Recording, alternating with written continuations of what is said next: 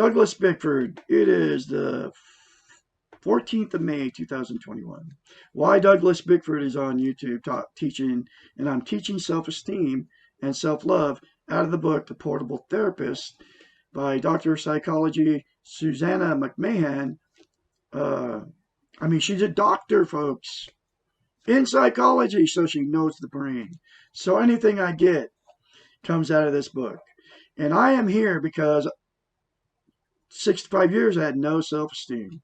Because when I was, uh, after I was born, I was brought into the world with two parents that never told me they loved me.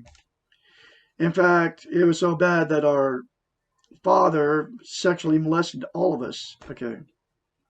4 sisters, 1 brother. And I'm the only one out of them teach that. Yeah, I'm the one that's out here teaching self-esteem and publicly telling everybody that that's what happened to us, because that's part of the healing process. But I'm here because of 4 failed marriages, because of no self-esteem, no self-love. And that's why I've got myself into all these failed relationships, because of no self-esteem. And that's why I'm on YouTube teaching it. And 6 months ago, I got out of it. The 2nd of November 2020, I'll never forget the day. I left confused, hurt, not knowing what I was going to do. And I ended up at my son's house looking for a coffee cup in a box. I took an old RV and I took my van, an old van, 1987, both of them. And I'm in this one still right at this moment. That's not going to be very much longer. But I found a book looking for a coffee cup in a box at my son's house, who was also with an alcoholic, abusive woman, because of his low self-esteem. But of course, I'm dad. You can never tell them this. In fact, I told him in a text message the other day, but he's not going to listen to dad, because dad doesn't know what he's talking about. He's never listened to me. Neither's my daughter, who was also in an abusive relationship with an alcoholic. Okay. Because of no self-esteem, right? But you can change it. You can change that very simply.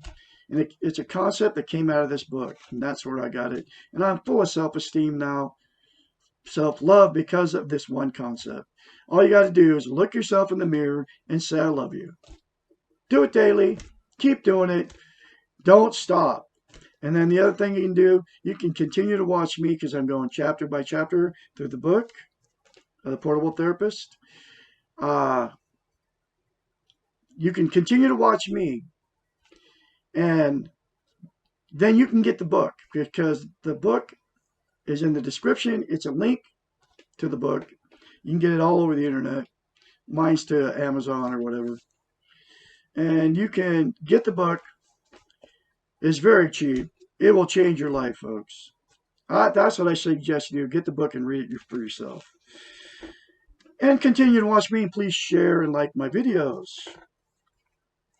And subscribe. This is chapter 24.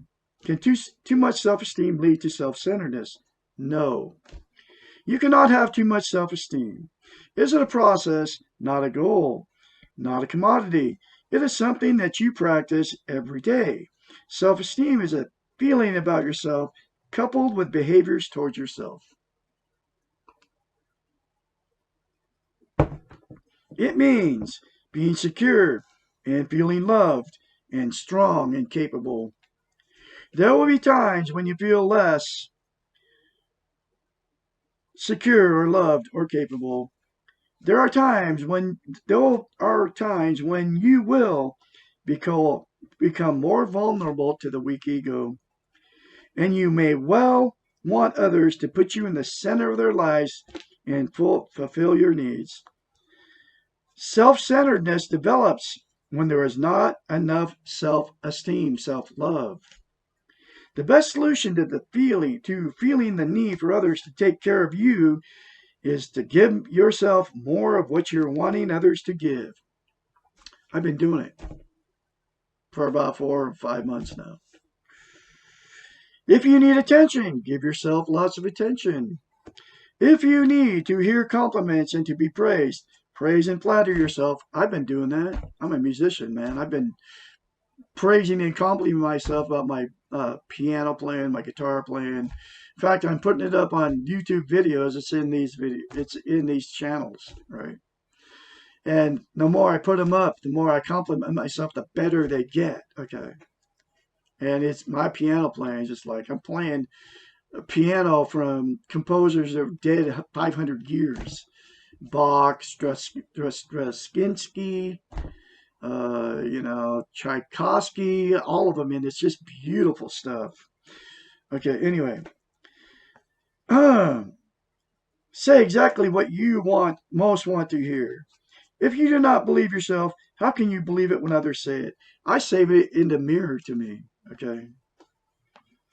When we give ourselves exactly what we need, be it praise or gifts or gentle kindness, when we feel fulfilled and whole and secure, and then want to be loving towards others, we then want to be loving towards others because you feel it yourself. You want to, then you can give it to them. You can't do it if you don't have any self-esteem. That's what I've noticed. We have more energy to do the things for ourselves and for those around us. We are more accepting of the faults of ourselves and others. This is what I noticed when I walked in the grocery store after I started gaining self-esteem by doing that one simple concept, looking at myself in the mirror and saying, "I love you." I felt that I was different in a grocery store. And I was like, whoa, it worked. We are more accepting of the faults in ourselves and others. Everything seems to become simpler and things seem to work better. We are not upset if people do not say what we want because we feel complete. It's because you're getting it from yourself. Perhaps a metaphor of the two cookie jars exemplifies this paradox. We each have two cookies jars inside of us. One is for ourselves and the other is for people all around us. We have learned to fill the cookie jar for others, and we bake a lot of cookies for this cookie jar. We've been trained, brainwashed, not to bake cookies for our own cookie jar. And we have also been trained, brainwashed, not to even think about doing this for ourselves. Somehow, if we keep on baking cookies for others, our cookie jar will have cookies in it. Supposedly, others will be baking for us and everyone will be happy. But in reality, it does not work this way. Our cookie jar is usually empty, and if someone else does put cookies in it, they are never exactly the kind we want at the time. No wonder that we start to feel deprived and resentful and angry as we watch others eating the cookies that we have baked. I love that analogy. The paradox is so simple. Just like looking at yourself in the mirror and saying, "Love you." Fill your own cookie jar first with exactly what you want and let the overflow go to the other cookie jar. That's exactly what I've been doing. Keep your cookie jar full. Teach your family members to fill their own cookie jars. First, everyone will win. There it is. So simple. And there's another chapter from the Portable Therapist. I'll have more later for you. Please like, subscribe, and share my videos. You all have a great day out there. One more time.